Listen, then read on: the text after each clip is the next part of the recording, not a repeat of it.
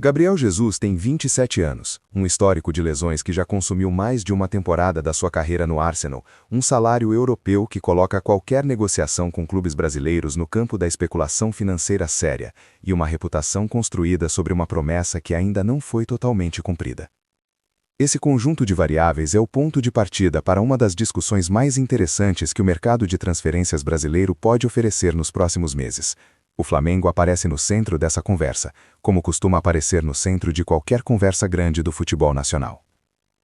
E a pergunta que merece ser feita com seriedade não é se Gabriel Jesus seria aplaudido na chegada ao Galeão. Seria. A pergunta é se essa contratação resiste a uma análise fria, despida de romantismo e de nostalgia pela versão mais jovem do jogador. Gabriel Jesus é um caso singular no futebol brasileiro recente. Ele saiu do Palmeiras ainda adolescente, foi para o Manchester City no momento em que Pep Guardiola estava redesenhando o clube inglês como laboratório tático, e cresceu dentro de um sistema que exige dos atacantes muito mais do que gols. No City, Jesus aprendeu a pressionar, a se movimentar sem bola, a participar da construção coletiva de uma forma que pouquíssimos centroavantes do mundo fazem com essa naturalidade. Ele nunca foi o artilheiro absoluto que a posição parece exigir, mas era um atacante completo dentro de uma ideia de jogo muito específica. Quando foi para o Arsenal em 2022, parecia que finalmente teria o protagonismo que o City, com Haaland à vista, não poderia mais oferecer. O que aconteceu no Arsenal é central para qualquer análise sobre a viabilidade dessa contratação. A primeira temporada foi promissora. Jesus mostrou qualidade, liderança dentro de campo e adaptação rápida ao estilo de Mikel Arteta. Mas então vieram as lesões. Uma ruptura no ligamento do joelho no final de 2022 durante a Copa do Mundo tirou meses da sua carreira. Depois vieram outras interrupções, outras ausências, outras temporadas parcialmente desperdiçadas. O Arsenal seguiu crescendo, chegou perto do título inglês em mais de uma oportunidade, mas fez isso muitas vezes sem Gabriel Jesus disponível. Isso não é um detalhe. É uma informação estrutural sobre o perfil de risco que esse jogador carrega no momento atual. Quando se fala em contratar um atleta de alto nível para o Flamengo, o primeiro filtro que qualquer análise responsável precisa aplicar não é o de qualidade, mas o de disponibilidade. Um jogador excepcional que joga 40% dos jogos por causa de lesões recorrentes não é mais excepcional do ponto de vista do investimento. Ele é um ativo de alto custo com liquidez comprometida. E no futebol, onde os ciclos de competição são curtos e os momentos decisivos não esperam recuperação, disponibilidade vale tanto quanto talento.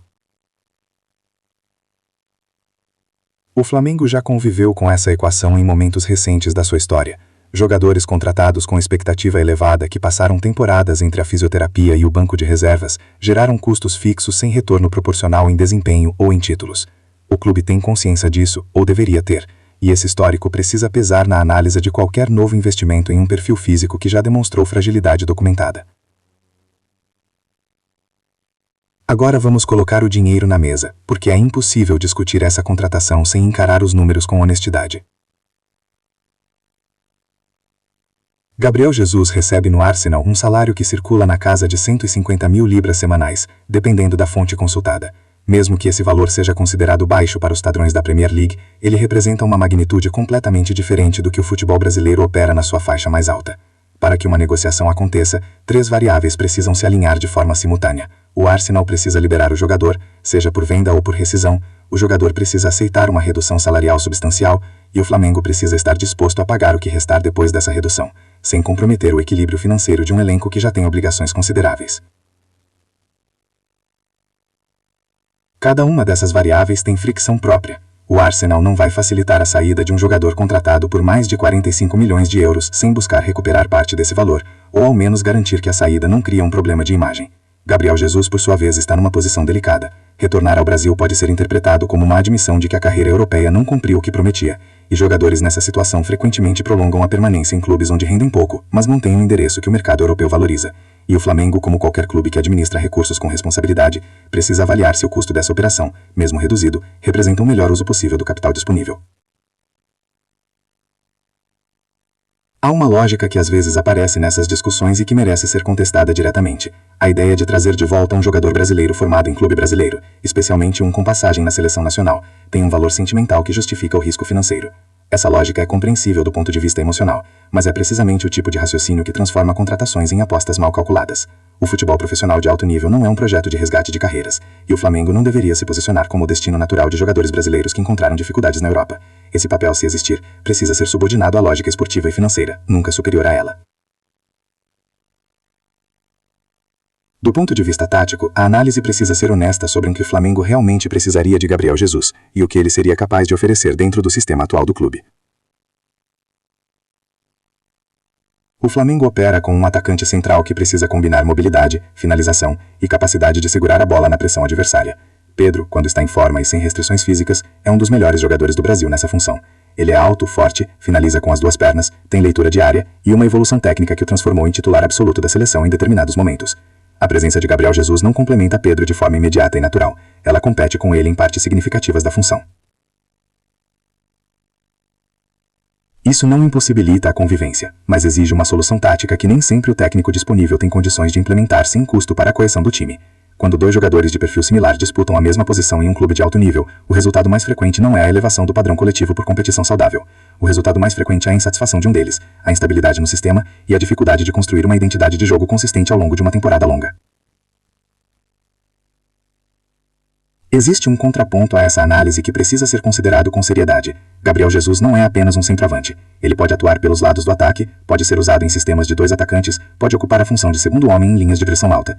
Essa versatilidade foi, aliás, o que o tornou tão valioso para Guardiola durante anos. Se o Flamengo tiver um técnico com visão tática para explorar essa característica, a convivência com Pedro se torna não apenas possível, mas potencialmente interessante. O problema é que essa hipótese depende de variáveis que estão fora do controle imediato da diretoria no momento da contratação. O técnico disponível, o estado físico do jogador na chegada, o tempo de adaptação necessário e a disposição do próprio Gabriel Jesus para aceitar um papel que não seja de protagonista absoluto. Quando se investe o volume que essa operação exigiria, aceitar tantas incertezas sem garantias estruturais é uma postura financeiramente questionável. A torcida do Flamengo, é preciso reconhecer, teria uma reação de entusiasmo genuíno com essa contratação. Gabriel Jesus é um nome reconhecível, tem história com a seleção brasileira, e a chegada ao Maracanã seria um evento de visibilidade considerável. O retorno em termos de sócio-torcedor, venda de camisas e presença nas redes sociais seria real e mensurável. Mas o Flamengo já aprendeu, em ciclos anteriores, que visibilidade e competitividade são dimensões paralelas que precisam ser gerenciadas separadamente. Uma contratação que gera barulho na chegada e silêncio nos meses seguintes, seja por lesão, por adaptação mal gerenciada ou por rendimento abaixo da expectativa, custa mais do que custaria simplesmente não ter sido feita. Há um paralelo que ilumina essa discussão de forma bastante precisa. Quando o Flamengo optou por investir em jogadores que chegaram sem o estrelato prévio mas com condições físicas sólidas e encaixe tático claro, os resultados foram consistentemente superiores aos casos em que o nome veio antes da análise. Essa não é uma regra absoluta, mas é uma tendência suficientemente documentada para ser levada a sério em qualquer nova decisão de mercado. Gabriel Jesus, nesse contexto, representa um perfil de investimento que mescla a qualidade comprovada com o risco documentado. Ele foi, em determinados momentos da carreira, um atacante de nível mundial dentro de sistemas específicos, mas está com 27 anos e já acumulou um histórico de lesões que levanta questões legítimas sobre sua capacidade de manter disponibilidade ao longo de uma temporada completa. Está saindo, ou poderia sair, de um contrato europeu que exigiria concessões salariais significativas de todas as partes, e chegaria a um clube que já tem solução razoável para sua posição principal, o que complica o planejamento tático sem simplificá-lo. A leitura que emerge dessa análise não é de rejeição automática, é de cautela justificada. Se as condições financeiras permitirem uma operação dentro de parâmetros sustentáveis, se o estado físico do jogador for avaliado com rigor antes da assinatura, e se houver clareza sobre o papel que ele ocupará dentro do elenco e do sistema de jogo, a contratação pode ter sentido. Mas se for feita a partir da lógica do nome, da nostalgia ou da pressão midiática, sem que essas condições estejam satisfeitas, o Flamengo estará comprando uma narrativa, não um jogador. E narrativas, por mais sedutoras que sejam, não vencem campeonatos.